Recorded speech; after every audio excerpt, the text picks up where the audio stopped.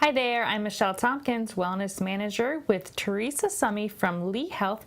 She is the Asthma COPD Management Coordinator and will be here introducing a program for the Wellness Connection called Living with COPD. Welcome, Teresa. Thanks for being here. Thank you for having me. I appreciate it. Tell our residents and everyone watching what you do for Lee Health as the Asthma COPD Management Coordinator. I oversee their asthma and COPD management programs, and both programs are self-management programs. We work with patients and individuals in the community. We want to teach them how to manage their symptoms, how to manage their disease or their illness. Now, COPD, we hear that on TV, we've seen the ads in the news and in magazines. For those of you out there watching, what exactly is COPD? All right, that's a good question. COPD first stands for chronic obstructive pulmonary disease. And the definition per guidelines is very long, but it's simply an airflow limitation with chronic swelling in your lungs.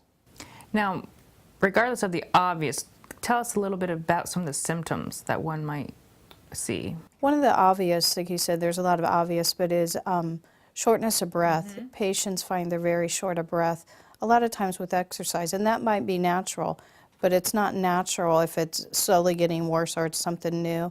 But a lot of COPD patients will start noticing they're short of breath while doing simple things in their home like cooking, going to the mailbox, simply walking in a mall.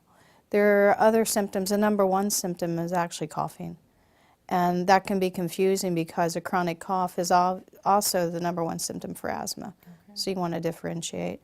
Those patients also have a lot of sputum production.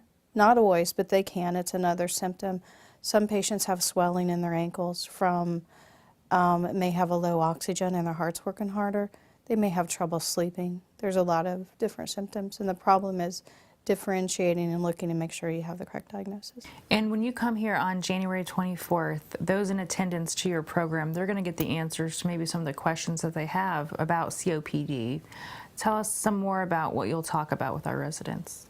One of the things I want to talk about is not only the symptoms, but we want to look and talk about some of the exposures. What are some of the risk factors for COPD? We have this myth within our culture that if you smoke and you're short of breath, you have COPD, and that is not true at all. We find many patients who think they have COPD really don't. A lot of it has to do with exposure to gases as you're growing up, people who've worked on farms maybe, exposure to a lot of the chemicals and things. So you really want to look at the whole picture, but there's really only one way to diagnose COPD, and that's with pulmonary function testing. And that makes a great point. I know the first thing I think about, oh, I've got COPD, oh, you must have been a smoker, but that's false. Correct. It's very false, and we try to get away from that stigma. So, with someone newly diagnosed with COPD, what are some of the things that they could do to alleviate that?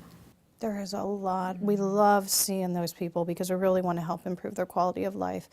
What happens with any type of lung problem, especially COPD, as we get older anyway, we lose some lung function slowly each year, and when you have COPD, you lose it much faster. So we want to slow that decline in lung function down.